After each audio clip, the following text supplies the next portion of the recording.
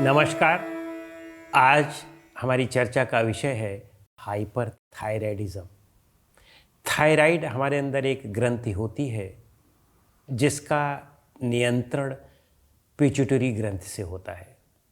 Thyroid दो प्रकार के हार्मोन निकालती है, एक तो थायरॉक्सिन और दूसरा ट्राईआइडोथायरानिन। ये हार्मोन्स जब आवश्यकता से अधिक निकलने लगते हैं तब उसे हम हाइपरथायरॉयडिज्म कहते हैं। इससे शरीर का मेटाबॉलिक रेट बढ़ जाता है, व्यक्ति कुछ भी खाता रहे लेकिन वह पतला होता जाता है और उसके अंदर हाइपर एक्टिविटी के लक्षण दिखाई पड़ने लगते हैं और साथ में उसकी सभी क्रियाएं वह बहुत हाइपर होने लगती हैं। योग के अभ्यास से इस पर प्रभावी नियंत्रण किया जा सकता है। तो आइए हम देखते हैं कि कौन कौन से आसन इसके लिए बहुत उपयोगी हैं। सबसे पहले हमें सूर्य नमस्कार का अभ्यास करना चाहिए। सूर्य नमस्कार हमारे थायराइड ग्रंथि के स्राव को नियंत्रित करने में मदद करता है। अपने स्थान पर खड़े हो जाएं और पूरी सजगता के साथ पूरी अपनी मानसिक शक्ति अपनी क्रिया में लगाएंगे। श्वास सामान्य रखते हुए और अब श्वास अंदर लेते हुए ऊपर आएं, श्वास बाहर निकालते हुए आगे की ओर झुकें, श्वास अंदर लेते हुए पैर को पीछे ले जाएं, श्वास बाहर निकालते हुए पर्वतासन। यहाँ पर रुके हम, श्वास सामान्य कर लें, श्वास बाहर निकालते हुए नीचे आ जाएं, श्वास अंदर लेते हुए भुजंगासन, श्वास बाहर निकालते हुए पर्वतासन, श्वास अंदर लेते हुए अश्व संचालन, श्वास बाहर निकालते हुए पादहस्तासन, श्वास अंदर लेते हुए हस्तोत्तान और श्वास बाहर निकालते हुए प्रणाम मुद्रा। फिर यहीं श्वास सामान्य कर लें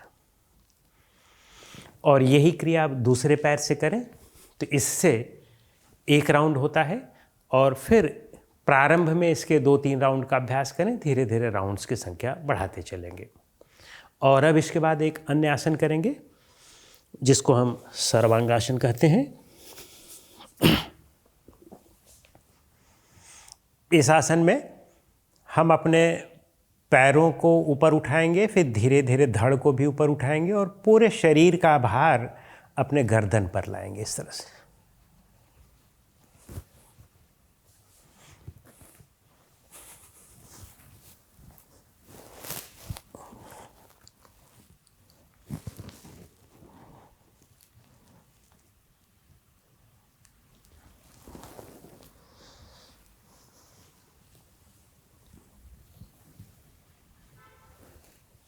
वापस आ जाएं।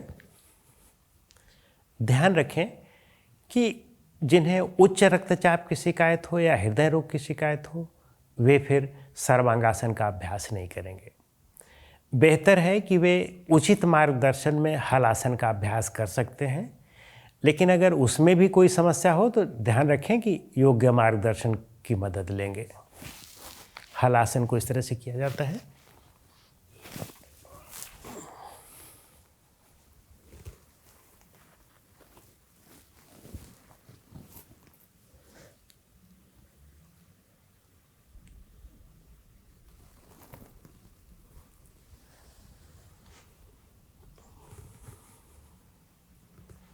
रिलैक्स कर लें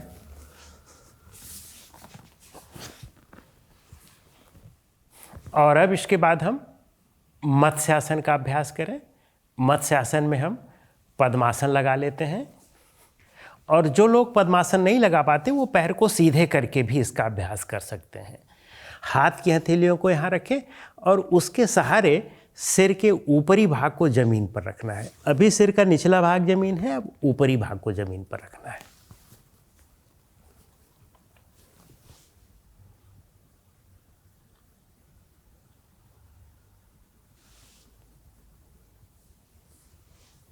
सजगता के साथ वापस आ जाएं और फिर अब इसके बाद बैठ जाएंगे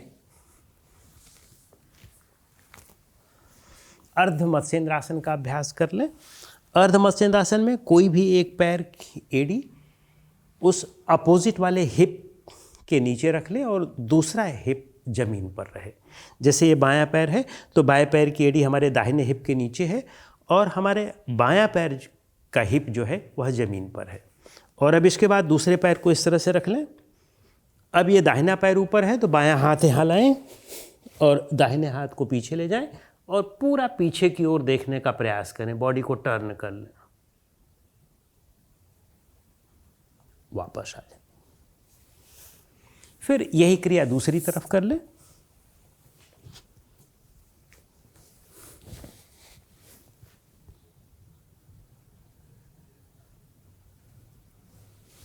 और वापस आ जाए। तो इस तरह से इन आसनों का अभ्यास करें, देखेंगे कि इससे आपको काफ़ी हद तक आराम मिलेगा और धीरे धीरे इस समस्या से आपको मुक्ति मिल सकती है।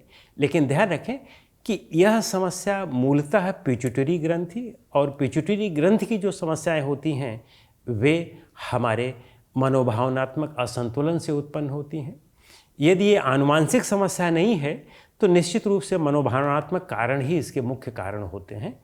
उसको दूर करने के लिए ध्यान और योग निद्रा का प्रतिदिन अभ्यास करें और अपनी जीवन शैली को ठीक करें। नमस्कार।